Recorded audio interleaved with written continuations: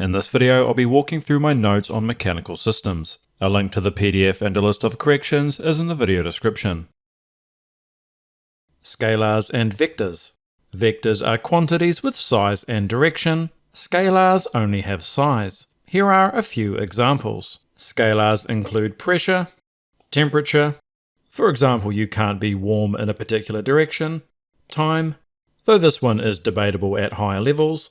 Mass, you can't be massive in a direction. And energy does not have direction. Vectors, on the other hand, include displacement, where if you're displaced from A to B, that involves both a distance as well as a direction. You can have a velocity in a direction, an acceleration in a direction, we can apply a force in a direction, and we can also apply a torque in a direction, for example clockwise or counterclockwise. Distance versus displacement.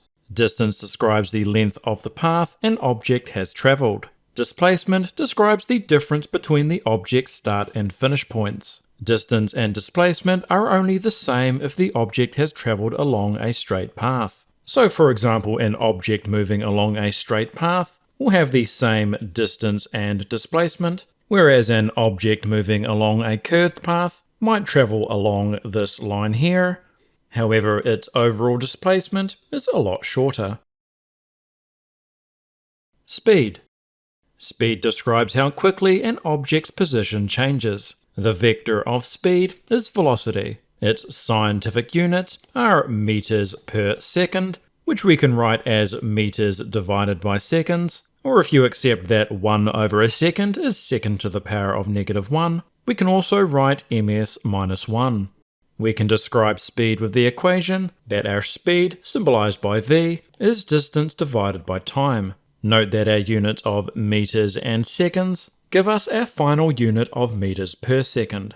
Using this equation in an example, how long does it take for a car moving at 10 meters per second to travel 25 meters? Using the equation, velocity is distance over time, which we can rearrange for t, substitute in our distance and velocity, which gives us 2.5 seconds. Acceleration. Acceleration describes how quickly an object's speed changes. Its scientific units are meters per second, which we can write as meters per second, or if you accept that we can write this as meters per second squared, and that 1 over second squared is second to the power of -2, we can also write this as ms minus 2. We describe acceleration with the equation acceleration is speed over time. When an object accelerates against its velocity, we say that it decelerates. For example, if we have a car traveling in a particular direction, if our acceleration was to act in the opposite direction, this would reduce the size of our velocity, and we would say that the car is decelerating. Using this equation in an example, a car accelerates from rest at 5 meters per second for 7 seconds. Calculate its new speed. Using the equation acceleration is velocity over time, rearranging it for velocity, and putting in our acceleration and our time, we get 35 meters per second. Equating vectors. Similar to scalars, vectors form equations. To do this, we can use these techniques. Circles are zeros, meaning that vectors forming closed paths equal 0. For example, if we had the vector a plus b plus c plus d, these all form a closed path, meaning that the path returns on itself, and so the sum of these vectors is 0. Similarly, we could write a plus b plus c, once again forming a closed path, and so once again the sum of these vectors is 0. This works no matter how many vectors you choose, so a plus b plus c plus d, once again all sum to 0.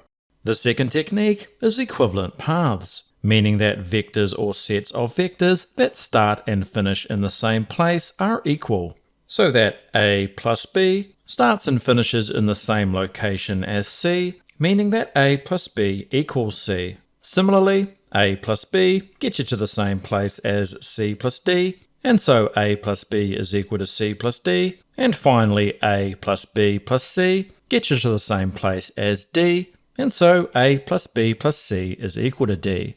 To be clear, this only works when we consider these as vectors with direction. Trigonometry refresher.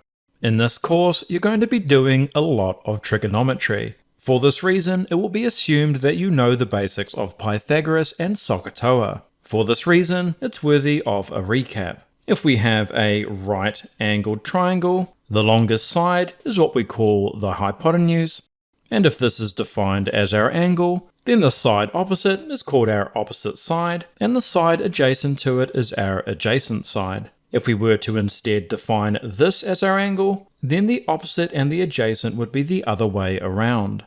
Pythagoras tells us that the hypotenuse squared is equal to the opposite squared plus the adjacent squared, which we can rearrange for each side. The term SOHCAHTOA is a method of remembering trigonometric ratios. SO tells us that sine of the angle is equal to the opposite side divided by the hypotenuse. Ka tells us that the cosine of the angle is equal to the adjacent over the hypotenuse, and TOA tells us that tan of the angle is opposite over adjacent. Vector components. It is often useful to separate a vector into horizontal and vertical components. Knowing the total magnitude and the angle, we can use SOHCAHTOA. So if we have our vector here, pointing at a known angle, we can separate it into our horizontal and vertical components. If we note that this is our hypotenuse, this is our adjacent, and this is our opposite, for v horizontal, we can use that cosine of the angle is equal to our v horizontal divided by our hypotenuse v. Multiplying both sides by v gives us this equation here. We can do the same for our vertical using the SO relationship, which is that sine of the angle is equal to the opposite, our v vertical, divided by our hypotenuse v. Once again, multiplying both sides by v gives us this equation here. Momentum.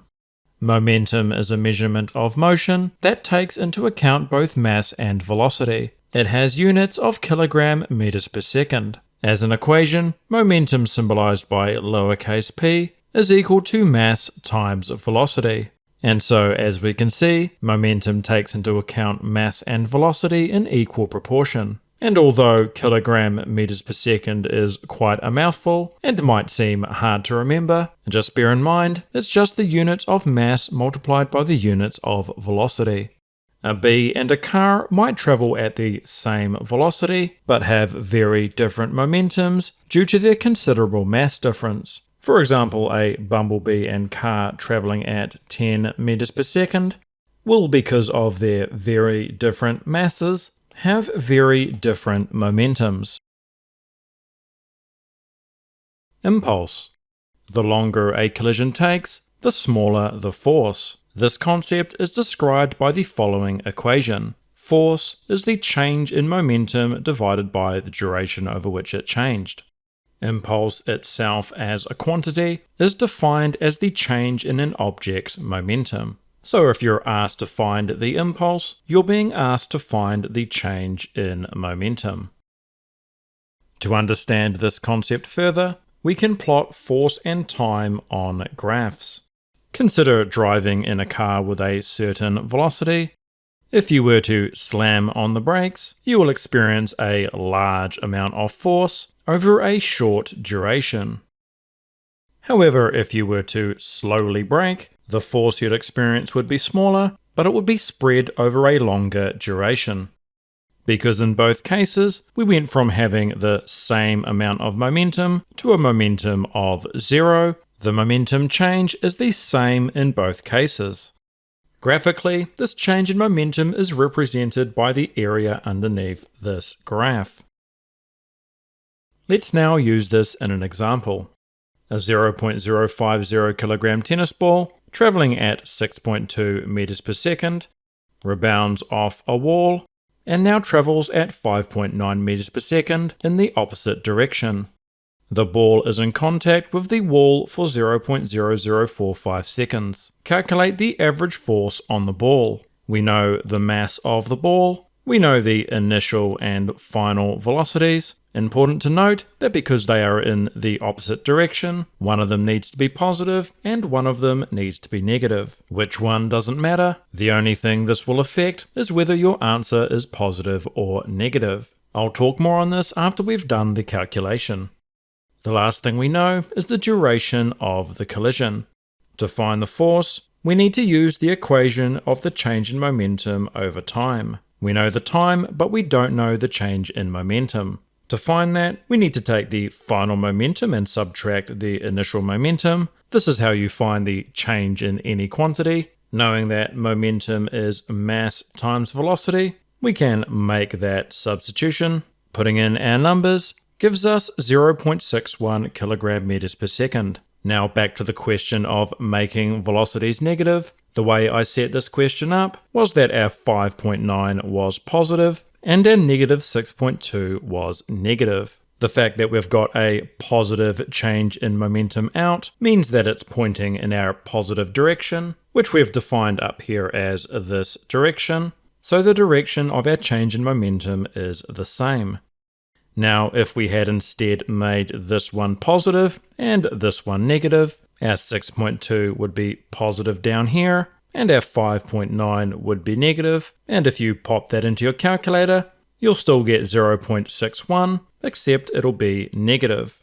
And because we have swapped the direction of positive and negative, the fact that our change in momentum is negative means it points in the negative direction, this direction here, exactly the same as before. Now, knowing our change in momentum and our duration, we can substitute these into our force equation, giving us 135 newtons. Conservation of momentum. The total momentum of a set of objects will only change if an external force acts upon them. This is called conservation of momentum. For example, if before we have an orange ball with a momentum of 20 towards the right and a green ball with a momentum of 30 towards the left, if we define this direction as our positive direction and add these momentums together, that gives us positive 20 plus negative 30, which gives us negative 10. If these two balls were to collide, we might see that afterwards, the orange ball has a momentum of 25 towards the left and the green ball a momentum of 15 towards the right. Once again, adding these momentums together, once again gives us negative 10. Our total momentum before and after is the same, and so momentum is conserved. Using this in a couple of examples, billiard balls experience gravity and the support force. Though they are external, they are also balanced. The net external force is therefore zero, and momentum is conserved. However, a ball in flight experiences an unbalanced external force due to gravity, and so consequently momentum is not conserved. And so to summarize, momentum can still be conserved if there is an external force, if that external force is balanced such that the net external force is zero, like it is here and like it isn't here. What is an external force? Consider a falling apple. As it falls, its momentum increases. We could say that momentum isn't conserved because gravity is an external force. An external force is a force applied by an object whose momentum we've ignored, often because it's impractical or impossible to measure. In the case of the apple, we've ignored the equal and opposite momentum the apple's gravity has imparted to the Earth. And so to summarize, even though it looks like our apple has gained momentum in such a way that momentum is not conserved, in reality, just as the Earth has attracted the apple has attracted the Earth. As a result, the Earth gains an equal and opposite upwards momentum, such that these momentums cancel out, and momentum is actually conserved. However, considering that momentum is mass times velocity, because the mass of the Earth is much larger than the apple, its resulting upwards velocity is much smaller. So small that it's impossible to measure, and it's easy just to call gravity an external force and say that momentum isn't conserved. Long story short, momentum appears to not be conserved only when a part of the system is ignored. I have here a neodymium magnet with a row of bearings attached to the left side. Introducing an identical bearing from the opposite side, the left end bearing is launched with considerably more momentum. How is momentum conserved in this case? As the bearing approaches, it experiences an attractive magnetic force, accelerating it and increasing its momentum. In return, however, the magnet and everything attached experience an equal and opposite attraction to the bearing, and an equal and opposite increase in momentum. We don't see this because of the friction with the table. However, if we repeat this experiment on a frictionless air table, we do. Thus, our initial momentum from the approaching bearing is equal to the momentum of the propelled bearing minus the momentum of the magnet and everything attached. So the initial and final momentums equal, and momentum is conserved. 2D momentum example. In the following example, we're going to determine the speed of ball B after the collision. And so we have billiard balls A and B and their respective masses. Before the collision, ball A has a velocity of 1.80 and ball B is stationary. After the collision, the balls move off at right angles, where we know the velocity of ball A as 1.10. The key idea we need to use is conservation of momentum. For that reason, we need to find the initial and final momentums. To determine the total initial momentum, the only thing with velocity is our ball A, and so we just need to find its momentum. Momentum is mass times velocity. We know both of these, which gives us 0.306 kilogram meters per second. Since we know the velocity of ball A afterwards, we can find its momentum afterwards using the same process as above, but with the final velocity, which gives us 0.187 kilogram meters per second. Now, to determine the final ball B momentum, we can draw a vector triangle. What this triangle is saying is that the momentum before, which is just this vector here, is equal to the final momentum, which is the ball A final momentum plus the ball B final momentum. And so this vector is this vector plus this vector. To find our ball B momentum, we can just use Pythagoras, where 0.306 is our hypotenuse, which gives us this equation here, that equals 0.242 kilogram meters per second. To determine the final ball B velocity, which is what we're ultimately trying to find, we just need to take that momentum and divide it by the mass. Doing so gives us 2.02 meters per second. Center of mass. Center of mass describes the average position of a set of objects weighted by their masses. Putting this more practically, two objects on a pivot will balance at their center of mass. So if we were to balance Earth and Jupiter on a pivot, because the mass of Jupiter is much larger than Earth's, the center of mass is therefore much closer. And now the step up from level 2 to level 3 is to describe this mathematically. Consider masses m1 and m2. If we were to specify some position as our x equals 0, then the distance to the center of mass from this location is going to be mass 1 times the distance from mass 1 to our x equals 0, plus our mass 2 multiplied by its distance, divided by the sum of the masses. Now, in many cases, we can simplify this by taking our x equals 0 and instead making it at one of our masses. Doing so makes our x1 0, and so this term disappears out of the equation. Our xcom is now the distance from mass 1 to the center of mass, and our x2 is the separation between the masses. And so to summarize, it's up to you wherever you make your x equals 0. However, in most questions, if you make it at one of your masses, it makes the problem much simpler. Let's now use this in an example. Consider the Earth and the Moon.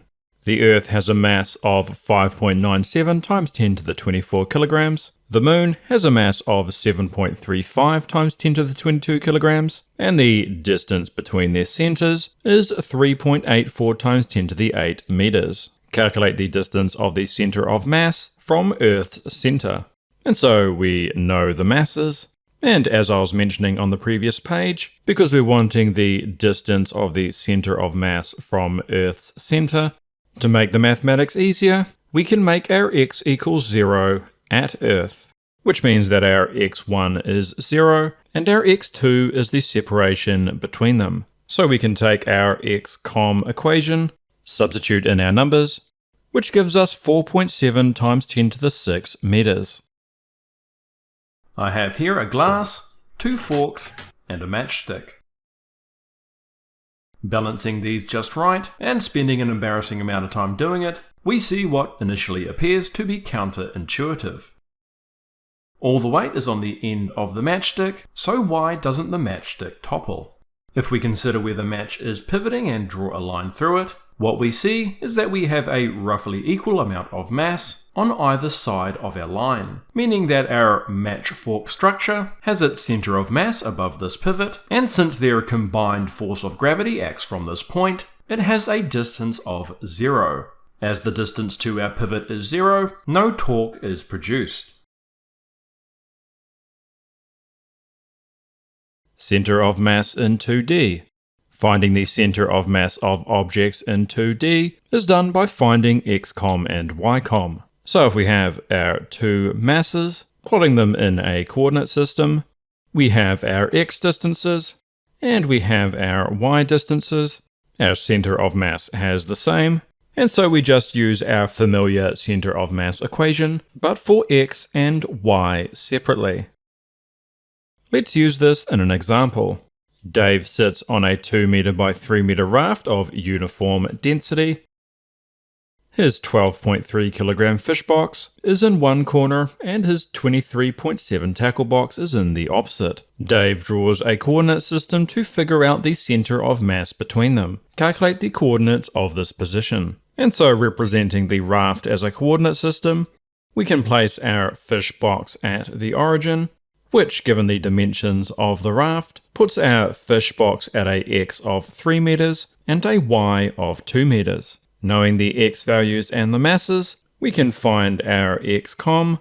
Putting in our numbers gives us 1.98 meters. Doing the same for our x values, putting our numbers in, gives us 1.32 meters, which we can plot on our coordinate system. Center of mass collisions. Provided there is no resultant external force, the motion of the center of mass will not change. And so if we have balls M1 and M2 colliding, provided there are no external forces, the motion of the center of mass throughout is not going to change. As the mention of external forces might suggest, this is really just a rewording of conservation of momentum. I have here footage of 4 separate collisions. Using Tracker, a video analysis program, I'll use each one to demonstrate a different collision-based concept. Collision 1, Symmetry.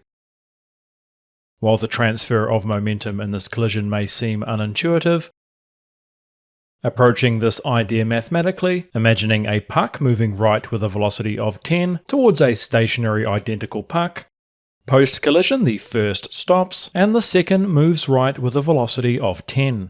For an observer moving at half the initial velocity, all the velocities are increased by 5 towards the left, causing each of the initial and final velocities to be equal and opposite, or in other words, symmetrical. If we consider the perspective of an observer moving at half the initial velocity, we see that the interaction is, in this frame of reference, symmetrical. Collision 2, Right angles.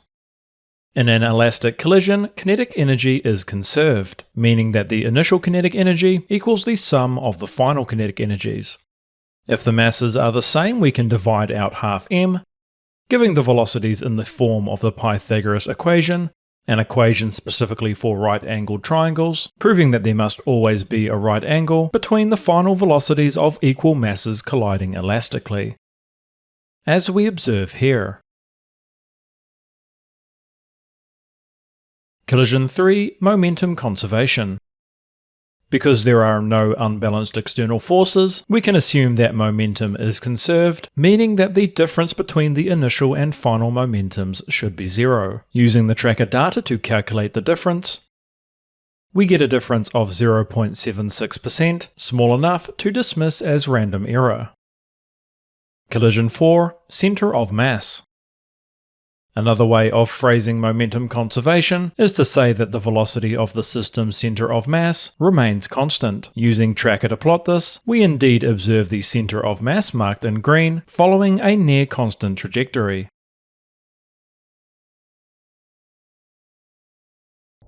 This is a melon with no momentum. Moments after the melon explodes, let's ask the question, what is the momentum now? If the melon exploded in space with no forces to impede it, we could add up the momentums of every single piece and find that they add to zero. However, in this case, we have two key influences. We have a force from our table, applied upwards to all pieces in contact with it, and we have the force of gravity, applied to every single piece. From the perspective of our melon, these two forces are external, therefore the melon's momentum is not conserved.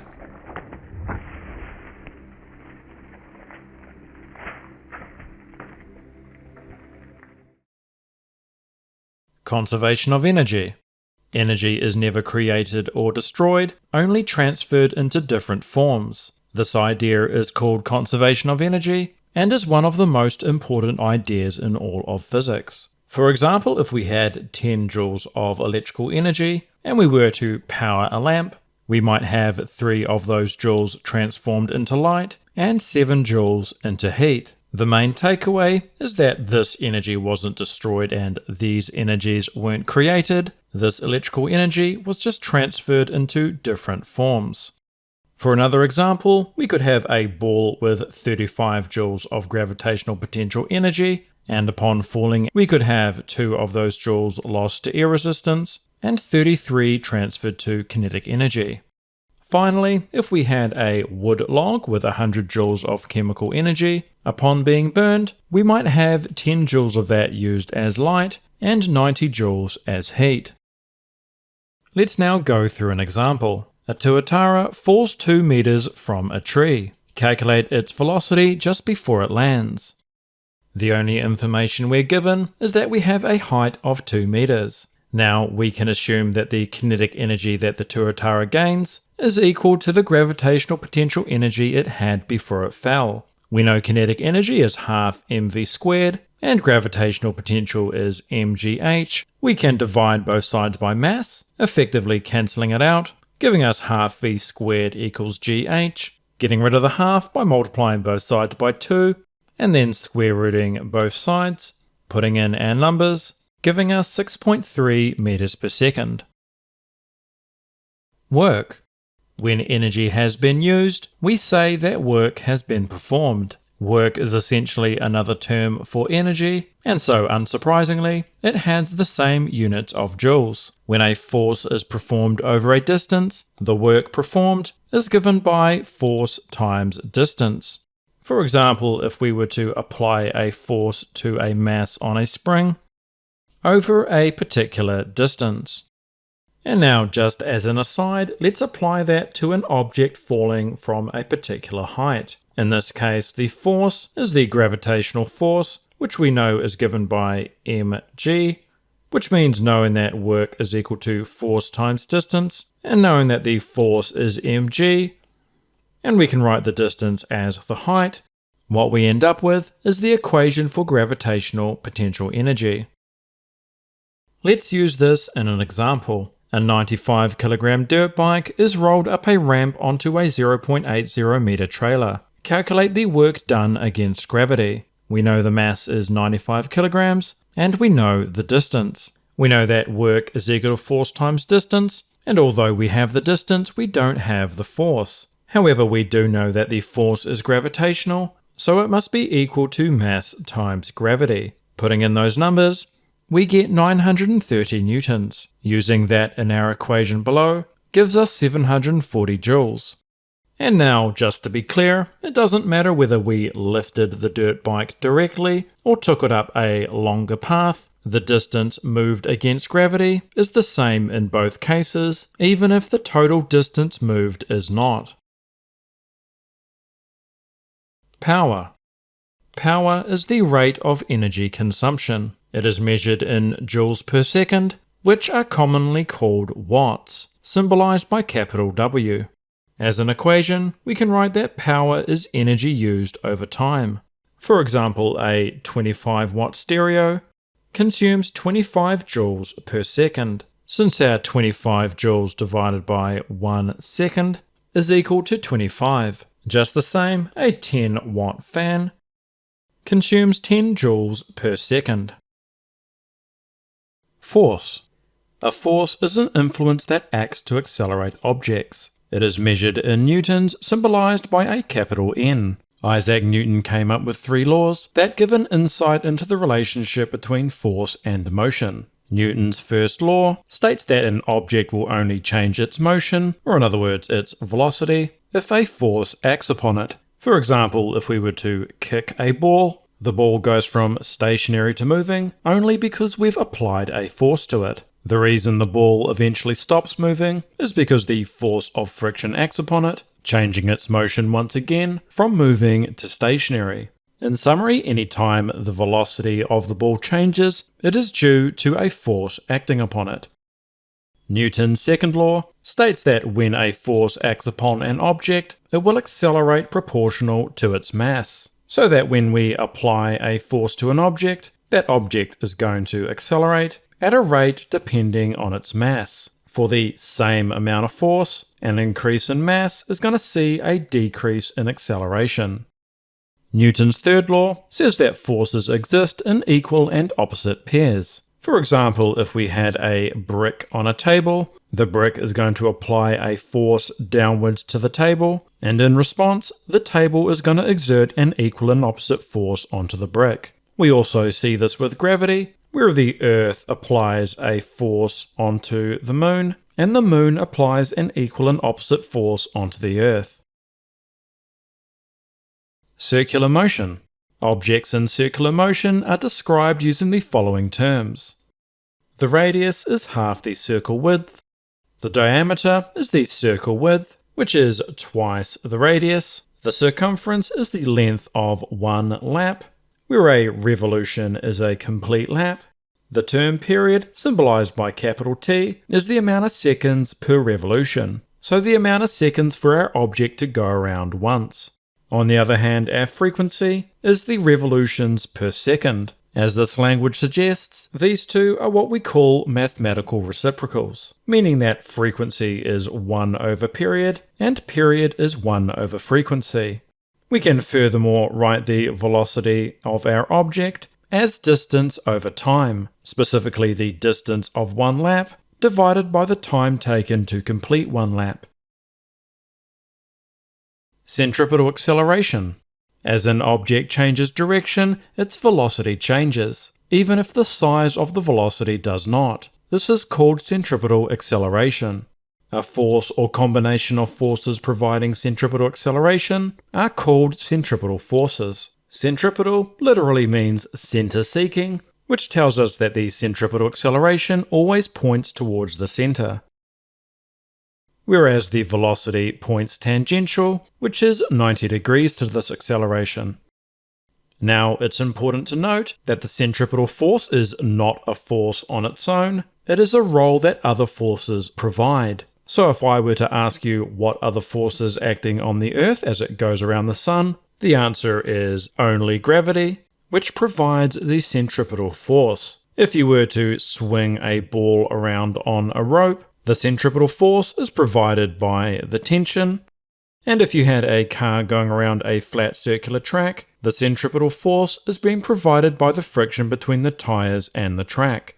So in summary, the centripetal force is not a force itself, it is a role that other forces play. We can write the centripetal force mathematically as the mass times the centripetal acceleration. This is also equal to mv squared over r. And so if you wanted to find the centripetal acceleration, you could take this equation here and divide both sides by mass and find that the centripetal acceleration is just v squared over r.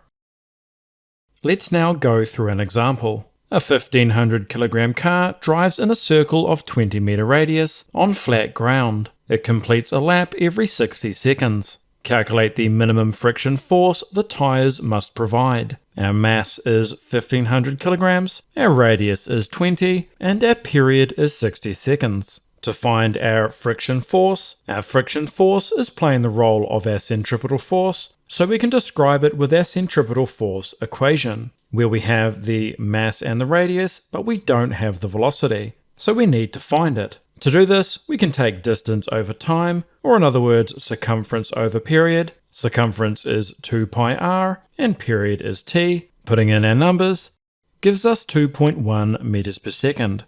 Using this in our equation below gives us 330 newtons. I have here a container of water, coloured green and set to spin on a turntable. As it does, we observe the water moving outwards from the centre. To explain this, consider a particle of water within the container. As the container rotates, the velocity of the particle is tangential to the circle, and if no forces were to act upon it, it would continue in this direction. However, because the particle instead encounters the wall of the container applies a force to it, leaving it nowhere to go but up. The force the container applies to the water is acting as the centripetal force, where centripetal means centre-seeking, because this force always points towards the centre. From the perspective of an observer rotating with the container, such that the container appears stationary, it would instead seem as though there is a force pushing the water apart.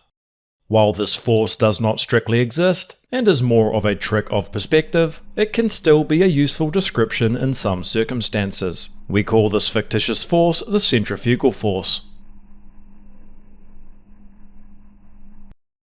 Banked corner. In this application, we have a car travelling around a banked corner at an angle theta. The centripetal force is provided by the unbalanced horizontal force. In this case, it is the horizontal component of the reaction force Fr sine theta. So if we do a vector diagram of our car, we have our gravitational force downwards. The reaction force is perpendicular to the surface, which is banked at our angle theta. And now because the car is not accelerating upwards or downwards, we know that the vertical forces must equal, which is to say our gravitational force must be equal to the vertical component of our reaction force, which is Fr cosine theta. Cosine, because if we make this our right angled triangle, this is our adjacent side, this is our opposite, and Fr is our hypotenuse. Using our car relationship, we know that cosine of our angle is our adjacent, which is our vertical, divided by our hypotenuse, which is Fr. Multiply both sides by Fr, and you get that the vertical component is Fr cosine theta. This leaves Fr with an unbalanced horizontal component, which provides our centripetal force. Let's now go through an example. A 1500 kilogram car drives around an icy, meaning frictionless, 80.0 meter radius corner, banked at 25.4 degrees. Calculate the speed the car must reach to successfully navigate the corner. We have our mass of 1500 kilograms, our radius of 80 meters, and our angle of 25.4. If we were to draw the forces acting on our car, we have the force of gravity, always acting downwards, and the support force, which is perpendicular to the surface. And now the gravitational force points vertically, whereas the support force points perpendicular to the surface. If the surface was flat, our support force would be directly opposite gravity, and our angle would be 0. However, as we increase the slope of our corner, we increase the angle of our support force by the exact amount that we increased our slope. In this case, that is 25.4. If there was a friction force acting, then it would be pointing up the slope in this direction. However, because the car is driving on a frictionless surface, there must be no friction force. The sum of these vectors is our net force, which is providing our centripetal force. Another way to think of this is that the vertical component of our support force is countering the vertical downwards gravity, whereas the horizontal component is providing our centripetal force. And so to find the speed of our car, we first need to find the centripetal force. To do so, we can use the fact that we know our centripetal force, that is the opposite side of our triangle, and we know the gravity force, that is the adjacent side of our triangle, which means that we can use the tan relationship to find our centripetal force. That is that tan of our angle is the opposite, which is our centripetal force, divided by the adjacent, which is our gravitational. Solving this for centripetal force by multiplying both sides by the force of gravity, putting our numbers in, gives me 6,310 newtons. And now we know that our centripetal force is mv squared over r. We can solve for v squared by multiplying both sides by r and dividing by the mass. Square rooting both sides, putting our numbers in, gives me 18.3 meters per second. Newton's law of gravity. All objects with mass attract each other. Two masses m1 and m2, a distance r apart, will attract each other with a force given by big G, which is the universal gravitational constant, equal to 6.67 times 10 to the negative 11 Newton meter square per kg square, times the product of our masses, divided by their separation squared.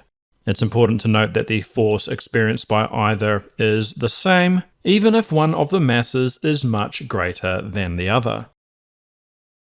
Let's now go through an example. The Earth has a mass of 5.97 times 10 to the 24 kilograms, the Moon has a mass of 7.35 times 10 to the 22 kilograms, and the distance between their centers is 3.84 times 10 to the 8 meters.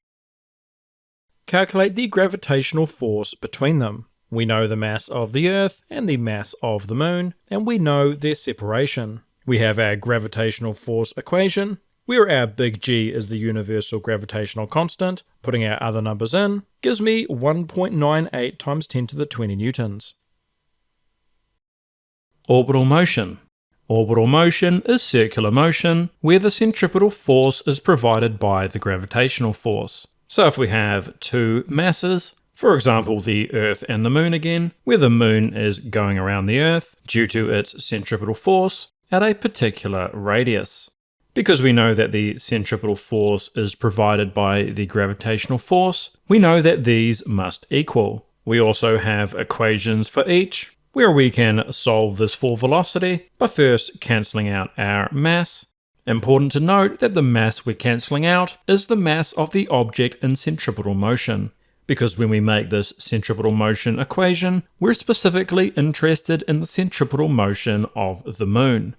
We can also multiply both sides by our radius to cancel out the radius here and cancel out the power here. That gives us v squared equals gm over r, square rooting both sides, and we get a final equation.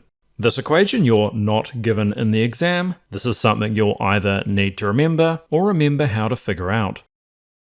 Let's use this in an example. Yet again we have our Earth and our Moon in centripetal motion. We know the mass of the Earth, we know the Moon's orbital radius, so let's calculate the Moon's orbital velocity. Knowing the mass and the radius, knowing the centripetal force is provided by the gravitational force, we can substitute the equations for each, divide both sides by m1, which cancels out m1, multiply both sides by r, which gets rid of the r over here, and the power of the r over here.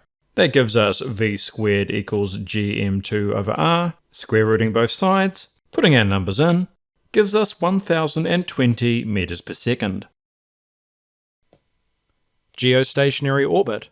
A satellite in geostationary orbit remains above a fixed point on the body it's orbiting. For this to occur, the orbit must be directly above the equator, and the orbital period must equal the rotational period of the body it orbits. And so for the example of a satellite above the Earth, because the Earth rotates once a day, which is its rotational period, for a satellite to be geostationary, it must make an orbit every day. And so essentially, if we were to imagine a map of the world, which I'm not going to draw to any particular accuracy, because our planet is rotating, the surface is moving at a particular velocity. And so for a satellite to remain above a point on the surface, it must match this speed. And furthermore, the satellite needs to orbit about the equator, which is about our middle, because a stable orbit must be around the center of the planet, and so we can't have an orbit like this. And because if we had an orbit like this, even if the satellite was able to match the speed of the Earth rotating in that direction, the satellite would have speed rotating in this direction, whereas the Earth doesn't, and so it wouldn't remain above a fixed point. Since orbital period depends on altitude, every gravitational body has a specific altitude that satellites must occupy to remain geostationary. For Earth, this altitude is around 35,800 kilometers at an orbital velocity of 3,000 meters per second. Vertical circular motion. A bucket is swung in a vertical circle at the minimum velocity required. The centripetal force is provided by the tension and/or gravity force at different times. With a gravitational force downwards, that stays the same throughout. At the bucket's minimum velocity, at the top of the motion, the tension force is able to be zero, and the centripetal force is only provided by gravity.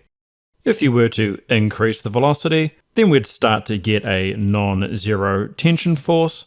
If you were to reduce the velocity, the bucket would no longer swing in a circle.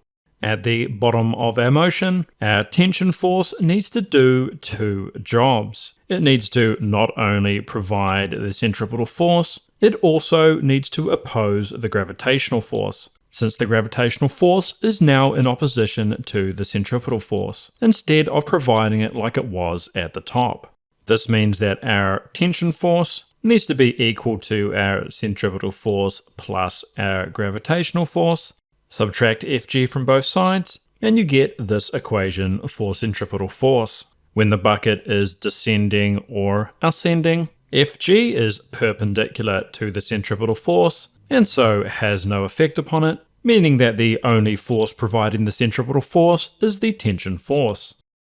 Throughout this motion, if we were to plot the energies, our gravitational potential energy is at a minimum at the bottom, since it's at its lowest height, and at a maximum at the top. Our kinetic energy, however, is the greatest at the bottom, since the bucket is traveling its fastest, and the least at the top, since the bucket is traveling its slowest. Measuring angle. Angle can be measured in either degrees or radians. 1 radian is equal to 57.3 degrees. We may also express an angle as a multiple of pi, where 2 pi is 1 revolution, or in other words, 360 degrees. So a full revolution is 2 pi, half a revolution, or 180 degrees, is going to be just pi. Half of that gets you a quarter of a revolution, and half of that, which is pi over 4, gets you an eighth of a revolution. Translational versus rotational.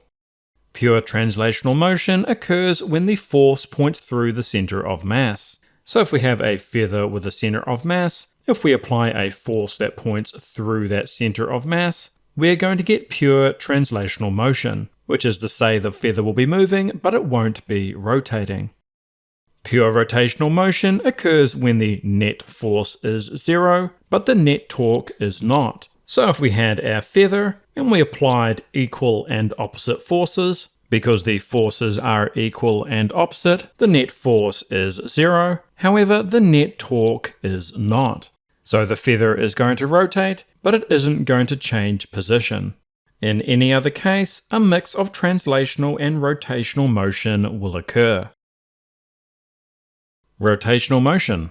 By now, we're used to the translational motion terms of distance, velocity, and acceleration, Rotational motion has the same, but in a rotational context. So instead of displacement, we have angular displacement, symbolized by theta, and is what we've otherwise just referred to as an angle. More specifically, it is a change in angle, and we measure it in radians. Instead of velocity, we have angular velocity, which is symbolized by omega. Specifically lowercase omega, as opposed to the uppercase omega that we use as a symbol for ohms. Angular velocity is the rate of angle change, measured in radians per second. We can write an equation, which is equivalent to velocity is distance over time, except with our rotational values. Instead of acceleration, we have angular acceleration, symbolized by alpha. Angular acceleration is the rate of angular velocity change, measured in radians per second, or radians per second squared. Knowing that the acceleration is change in velocity over time, we can write the same but with our rotational values. Linear to rotational. In this section, we're going to explore. Let's imagine an object traveling in a circle. And let's say, for example, it has traveled from this position here to its current position, giving it a linear displacement d. We can say the object is traveling at a constant velocity, and its acceleration points towards the center because it's undergoing centripetal motion. The circle it's traveling in has a radius r. The angular displacement theta can be related to the linear displacement with the equation d equals r theta. Similarly, we can relate our angular velocity with our linear velocity with the equation v equals r omega. And lastly, we can relate our angular acceleration with our linear acceleration with the equation a equals r alpha. Equations of rotation. As with translational motion, we can use kinematic equations to describe rotational motion with constant angular acceleration. For this, we can define the quantities initial angular velocity, omega I, final angular velocity, omega f, our time, angular displacement theta, and angular acceleration alpha. Our rotational kinematic equations are exactly the same as the linear ones, just with rotational quantities. Let's now go through an example. A lawnmower blade angularly accelerates from rest at 90 radians per second. The blade reaches a final angular velocity of 300 radians per second. Calculate the amount of rotations the blade makes as it speeds up. We know our final angular velocity, we know our initial angular velocity, we know our angular acceleration, and to find the amount of rotations, we need to find our angular displacement. The one thing we don't have and don't care about is our time, and so we choose the equation without time.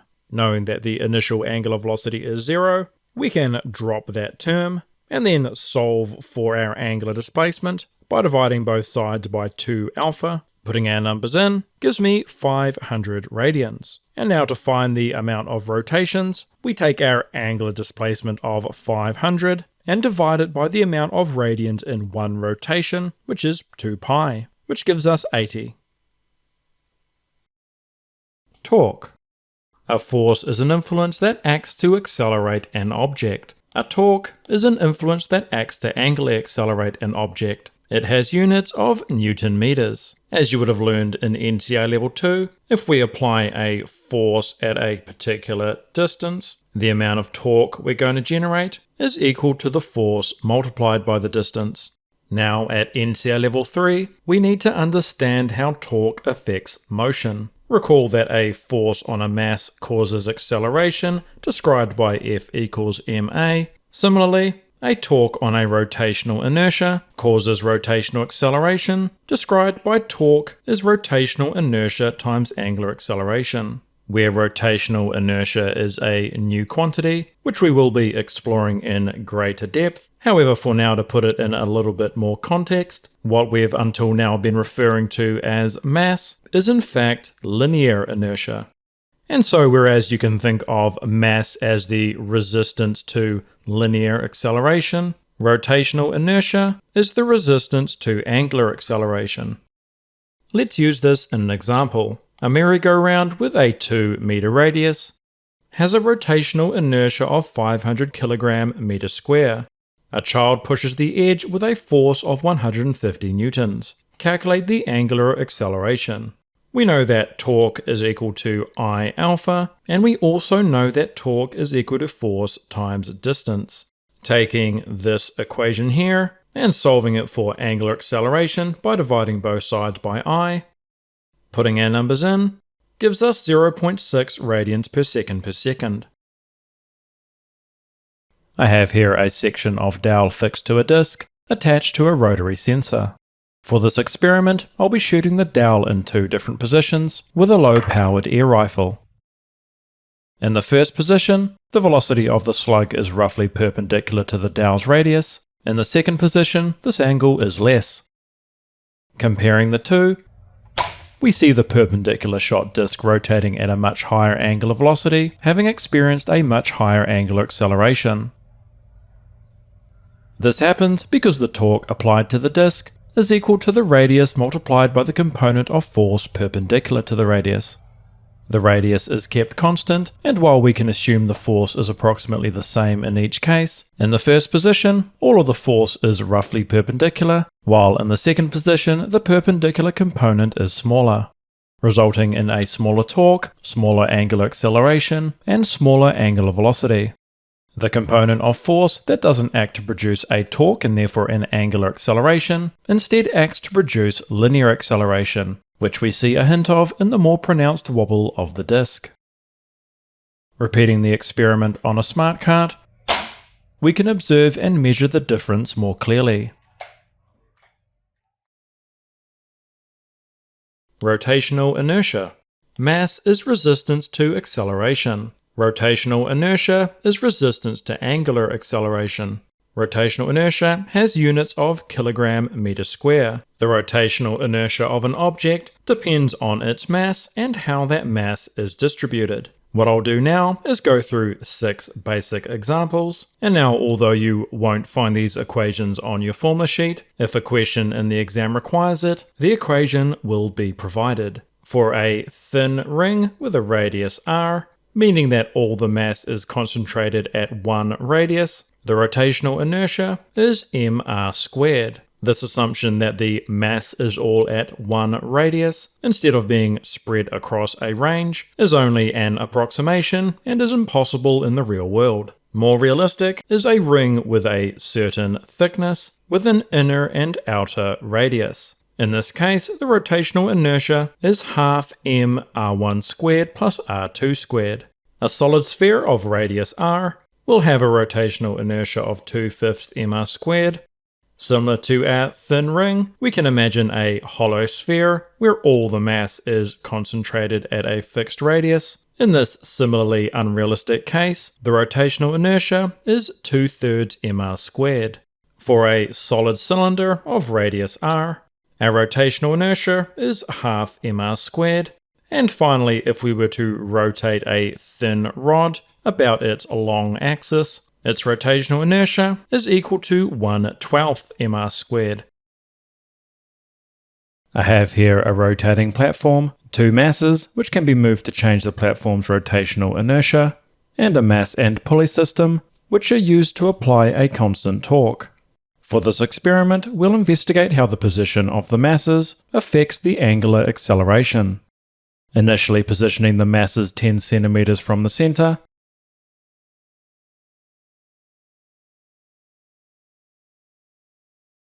after 30 seconds, the platform rotates with a period of 0.53 seconds. To calculate angular acceleration, we divide the change in angular velocity by the duration over which it changed, where angular velocity is 2 pi over the period. Putting in these numbers gives us 0.40 radians per second to 2 significant figures. Repeating the experiment with the masses at double the original distance, after 42 seconds, the platform rotates with a period of 1.5 seconds. Putting these numbers into our angular acceleration equation gives us 0.10 radians per second to two significant figures, 4 times less than the last. To explain this, recall that torque is rotational inertia times angular acceleration, and that rotational inertia is always some constant times mr squared. Keeping the mass and torque the same, a 2 times increase of the radius will result in a 2 squared or 4 times reduction in angular acceleration. Rotational kinetic energy. The kinetic energy of a rotating object is described by Ek rot, the rotational kinetic energy, is equal to half the rotational inertia multiplied by the angular velocity squared. This is a 1-to-1 analog of our linear equation, Ek equals half mv squared.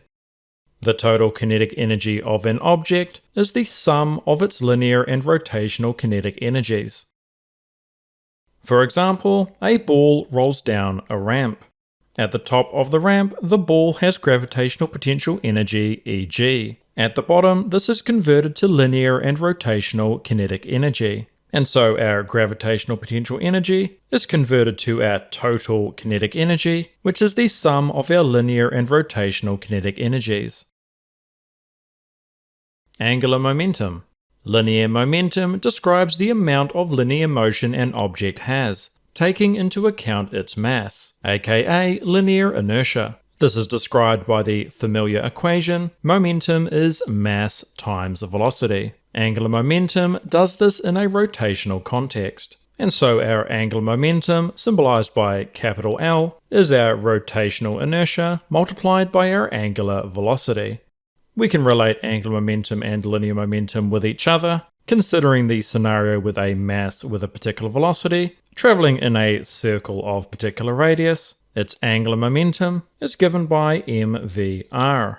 Or if you wanted to substitute in for linear momentum, we could write this as pr.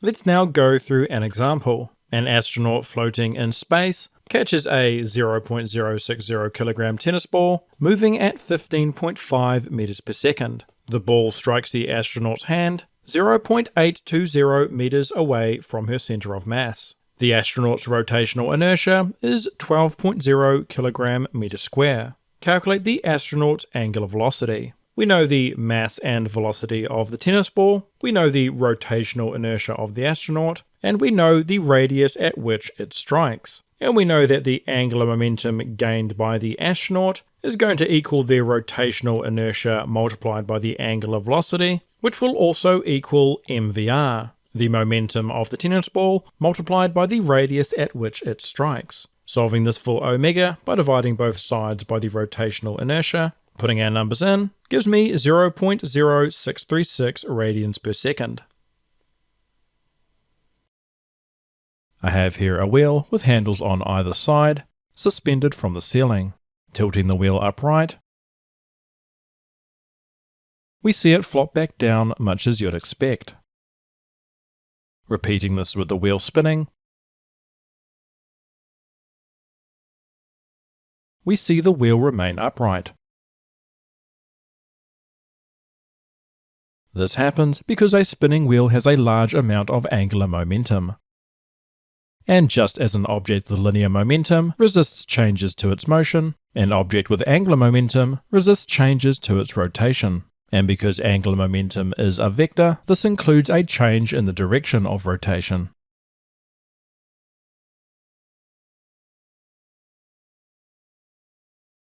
Angular momentum conservation. As with linear momentum, angular momentum is always conserved, provided there are no external torques. Consider a main sequence star collapsing to form a neutron star.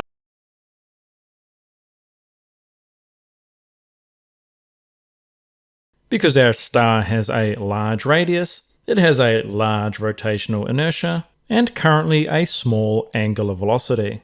Upon collapsing to a neutron star, because the radius has decreased drastically, our rotational inertia has also decreased, and because angular momentum is conserved, assuming there have been no external torques, our angular velocity must increase. Neutron stars have been found rotating as fast as 700 times per second. Let's now use this in an example. A satellite rotating once every 15 minutes deploys solar panels, changing its rotational inertia from 1.5 times 10 to the 3 kilogram meter square to 6.0 times 10 to the 4. Calculate the new rotational period. And so we're given the initial period of 15 minutes, multiply that by 60, and we get 900 seconds. To find our initial angular frequency, we can use the equation 2 pi f. We don't have the frequency, but we do have the period, and we know that frequency is 1 over period, which allows us to write 2 pi over t. Putting in our 900 gives us 0.00698 radians per second. The question also gives us the initial and final rotational inertias. To find our new rotational period, we can assume that there are no external torques, which allows us to write that the initial angular momentum is equal to the final angular momentum. We know that L is equal to I omega. To find our final period, we need to find our final angular velocity, for which we can solve this equation by dividing both sides by I final. Putting our numbers in gives us 0.000175 radians per second. And now, as mentioned earlier, we know that we can write angular velocity as 2 pi over the period.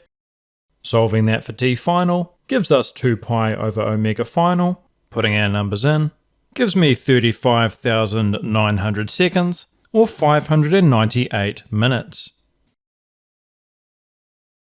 Here we see a world record figure skater.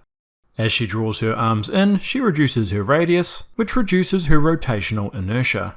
Because angular momentum is conserved and our rotational inertia decreases, her angular velocity must increase. Once they're in their spin, the rotational speed is dictated by how tightly they can pull their mass of their arms and their free leg to their axis of rotation. Simple harmonic motion. By definition, a system in simple harmonic motion will have an acceleration towards equilibrium and will accelerate proportional to its displacement. So if we imagine a pendulum at two different positions with an equilibrium here, the acceleration is always going to be towards equilibrium, and the larger its displacement, the larger the acceleration. Being asked to state these two conditions is extremely common in the exam. The motion of a system in simple harmonic motion can be described as sinusoidal, where the amplitude is the maximum displacement. And so this might represent a pendulum starting at equilibrium, swinging to its maximum displacement, swinging back towards equilibrium, through equilibrium to the other side, to its opposite max displacement, and then back to equilibrium, and so on. The simple pendulum. A simple pendulum consists of a bob swinging from a string of negligible mass. The length of the pendulum is assumed to be the distance from the pivot to the bob's center of mass. And so we have our pendulum bob suspended from a string of negligible mass. We define our length as being from the pivot to the center of the bob, and we have some angle that it is displaced. By assuming the small angle approximation, we can use the formula below, which is that the period of our pendulum is equal to 2 pi times the square root of the length over the gravitational acceleration. As mentioned, to use this equation, we must use the small angle approximation. This assumes that sine of the angle approximately equals the angle, which is only reasonable for small angles. So if we were to plot how the angle and the sine of the angle change as we increase the angle, the trend line for our angle is just going to be at 45 degrees, whereas for sine of the angle, it starts off mostly the same, but then for higher angles it starts to deviate. And so for small angles, we can say that these are roughly the same, whereas for large angles, we can no longer make that approximation. Put another way, the small angle approximation assumes that the restoring force of the pendulum always points towards equilibrium, meaning horizontally. However, as the pendulum swings, the force changes direction. The higher the swing, the smaller the component of force pointing towards equilibrium. So if we imagine our pendulum bob and the restoring force on our pendulum. For a small angle, we see that that's roughly horizontal. However, for a larger angle, we see that that is less and less the case. To minimize this error, we must keep the angle small. Put another way, we're approximating that our pendulum is doing this, when in fact it's doing this. However, if we keep the angle small, then the motion of our pendulum is close enough to horizontal that we can borrow this mathematics. The question then to ask is what constitutes a small angle? At about 10 degrees, the error starts to affect values to 3 significant figures, which is what we typically round to for NCEA Level 3 physics. Therefore, for this course, a small angle is considered to be less than 10 degrees. It is useful to separate the forces acting on a pendulum into tangential and radial components, where if we have our pendulum suspended, our radial component is in the direction of the radius, and our tangential is at a tangent. The forces acting are the gravitational force downwards, and the tension force which acts along the radial. If we imagine our pendulum at a certain angle, we can separate Fg into its tangential and radial components. If we have this angle here, then using SOHCAHTOA, this side becomes negative Fg cosine theta, and this side becomes Fg sine theta. The reason this one is negative is because we have defined this as our positive radial direction, and this is pointing in the opposite. For our tangential, this is the positive direction, which our component is pointing in, and so it is positive Fg sine theta. Breaking down our tangential forces, the only tangential force is Fg sine theta. This is because Ft is purely in the radial direction. This component accelerates the bob towards equilibrium. Breaking down our radial forces, the radial forces are Ft, since the entirety of it is pointing as mentioned in the radial direction, and our radial component of the gravitational force, which is negative Fg cosine theta. The net radial force provides the centripetal force, that is that Fc is equal to Ft minus Fg cosine theta. I have here a mass on a rigid pendulum with a force meter displaying the tension, setting it swinging, and creating a composite image. We see the tension is greatest at equilibrium and lowest at its maximum amplitude. This happens because the tension not only balances the downwards gravitational force of the mass, it must also provide the centripetal force to keep it in circular motion. Centripetal force is proportional to velocity squared, therefore since the velocity of the pendulum is greatest at equilibrium, so too is the centripetal force, and so too is the tension force that provides it. I have here a simple pendulum. As you may know, the period of a pendulum is only dependent on the length, which we can change, and the acceleration due to gravity, which we typically can't. What it doesn't depend on is the mass. Keeping that in mind, let's see what happens when we add mass. As you can see, each mass we add decreases the period every time. This happens because the way in which we're adding mass is moving up the center of mass. Since we take the length of a pendulum from the pivot to the center of mass, when we add mass in this way, we're effectively reducing the length and therefore reducing the period. Pendulum at half height. What is the velocity of a pendulum at half its maximum height? So we'll imagine a pendulum at equilibrium and at its maximum amplitude.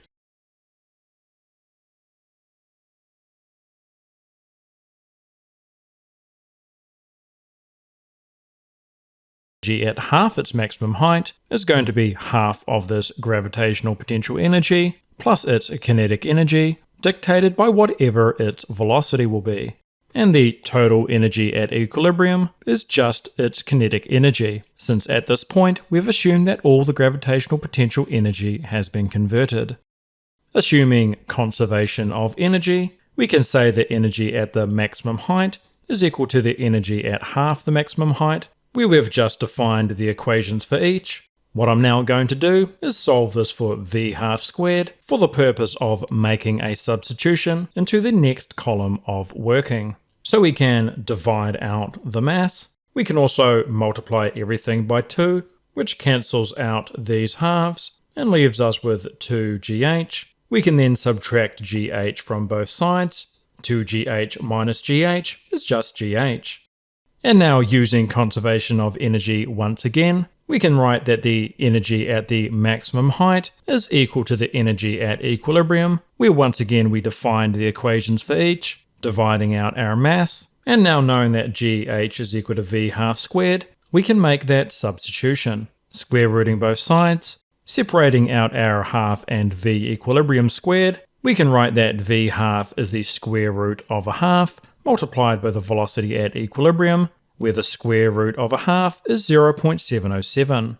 And so while you might have expected that the velocity at half the height would be half the velocity at equilibrium, what we instead see is that the velocity at half maximum height is greater than half the velocity at equilibrium. Now I know that all of this working might have been a bit much, but the key takeaway is this statement here. Mass on a spring. A mass on a spring displaced from equilibrium will oscillate with a period described by 2 pi times the square root of mass over k. Furthermore, if we have springs in series, meaning that they're arranged like so, their combined spring constant is given by 1 over k total is equal to the sum of the 1/overs. For springs in parallel, however, arranged like so, the combined spring constant is just the sum of the spring constants. I have here 2 springs and a mass of 403 grams. We can determine the spring constant of each spring by measuring their periods, rearranging this equation for k, and substituting those values, giving us 21.6 and 19.3 newtons per meter. When arranged in parallel, spring constants add together, which predicts a period of 0.62 seconds. Doing this practically, we measure a period of 0.64 seconds, agreeing with theory with a deviation of 1.6%. When arranged in series, the inverse of the combined spring constant equals the sum of the inversed spring constants, which predicts a period of 1.25 seconds. Doing this practically, we measure a period of 1.28 seconds, agreeing with theory with a deviation of 2.3%.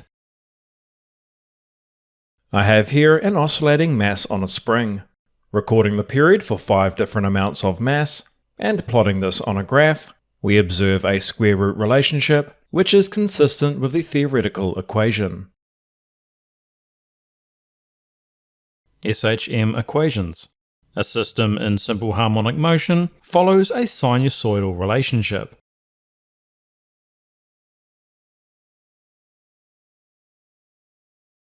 And for the explanation that follows, recall that omega is equal to the displacement over time, and note that if we rearrange this for angle, we get that the angle is omega t.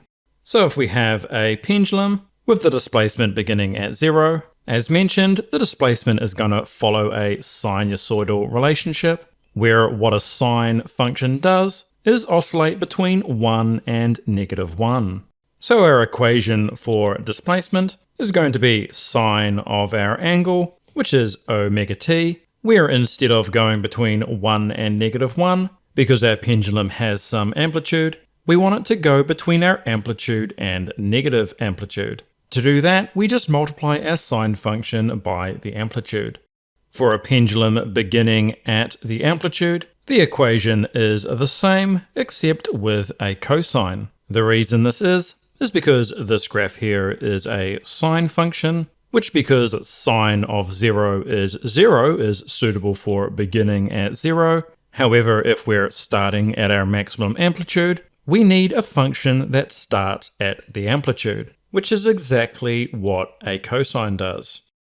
If you wanted to test this out, put into your calculator sine of 0, and you'll see that that will equal 0, whereas cosine of 0 is going to equal 1.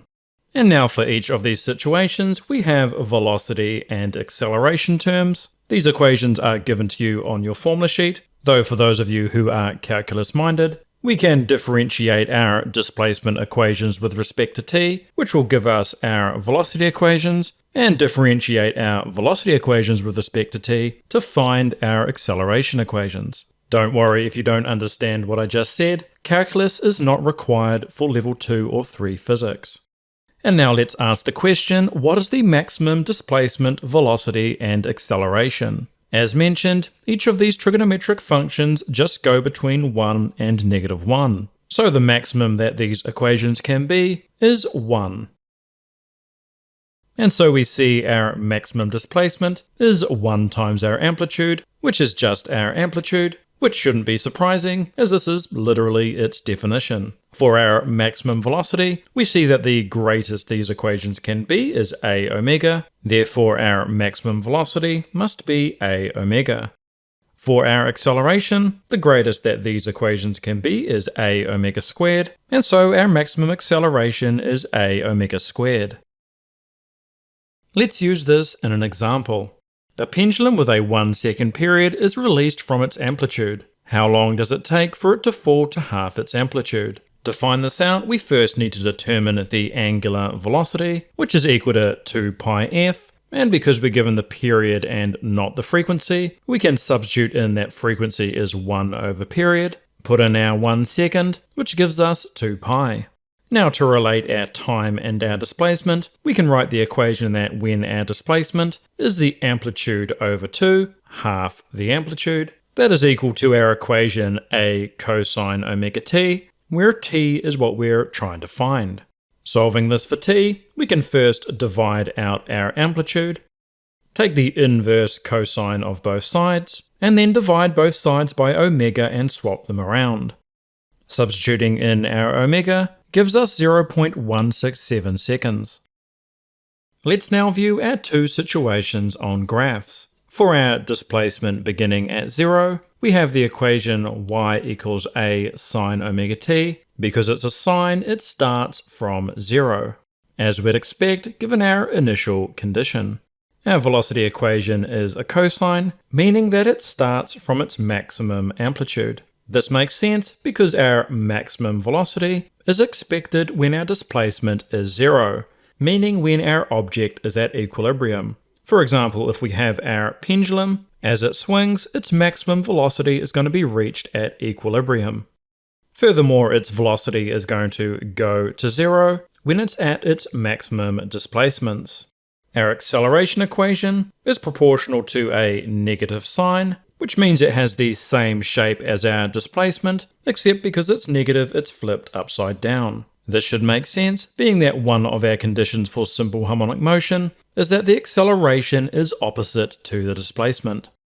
For the situation where the displacement begins at 0, we essentially have the same relationships, except that we start at the maximum amplitude, so that the graphs over here are exactly the same as the graphs over here if they were to start over here. SHM and circular motion. Until now, we've represented SHM on displacement versus angle graphs. However, we can also represent it as an analog of circular motion, which we call phases. And so we imagine an amplitude vector rotating counterclockwise in a circle.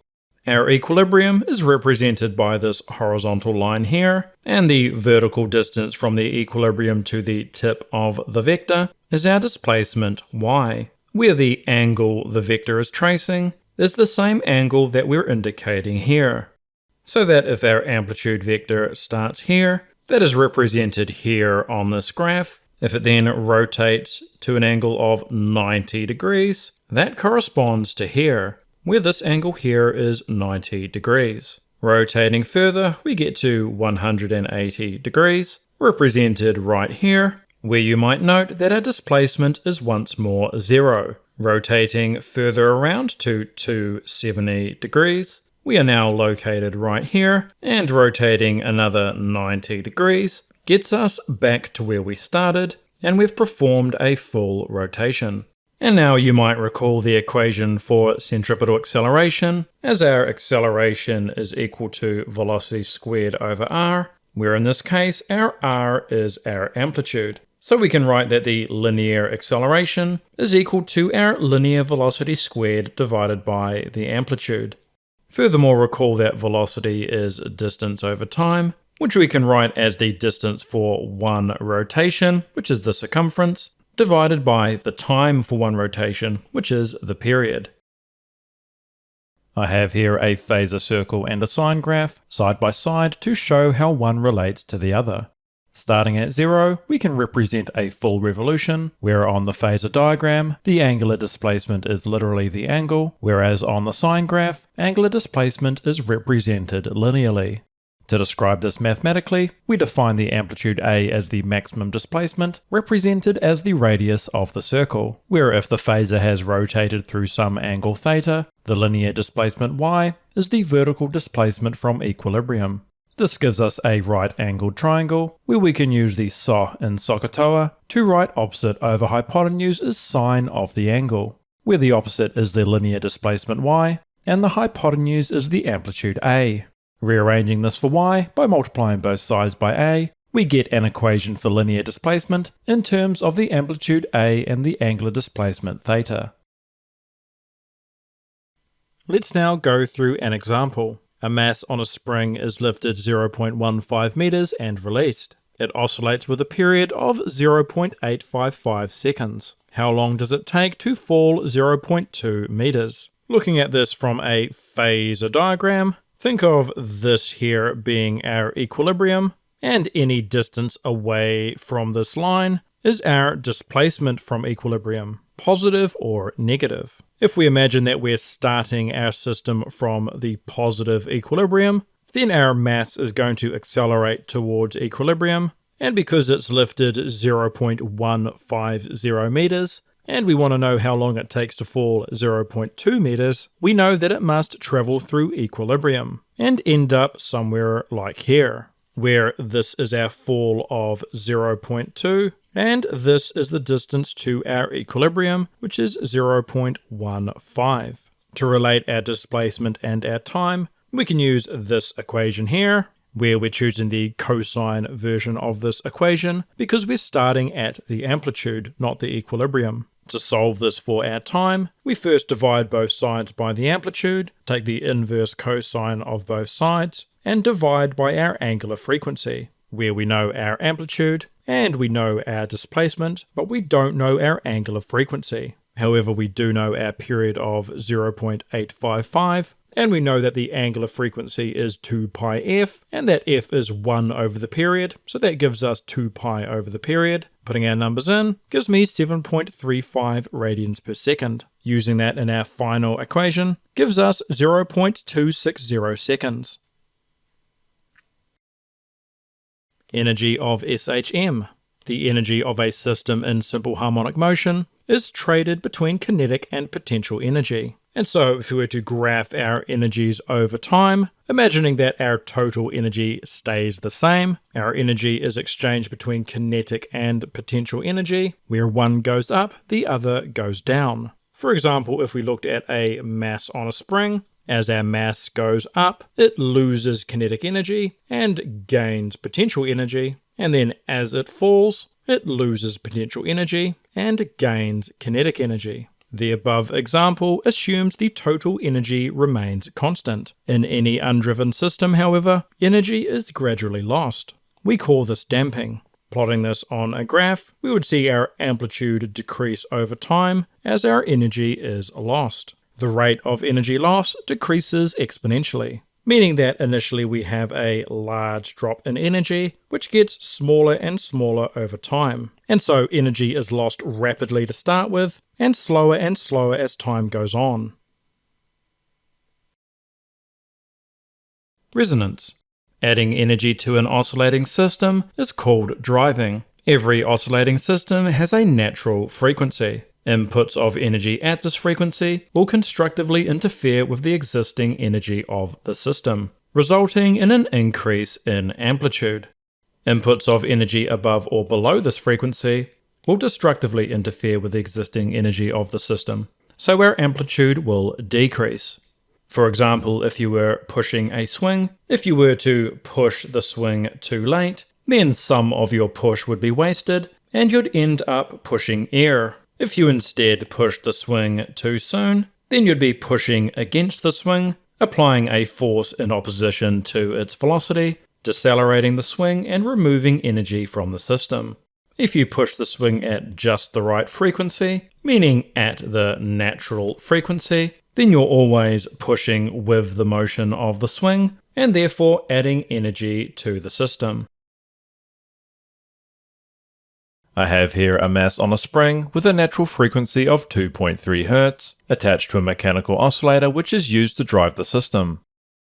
Driving the spring above or below the natural frequency causes each tug to alternate between constructive and destructive interference with the spring's natural oscillations, resulting in little movement. When driving the spring at the natural frequency, however, each tug only adds constructively, steadily increasing the amplitude.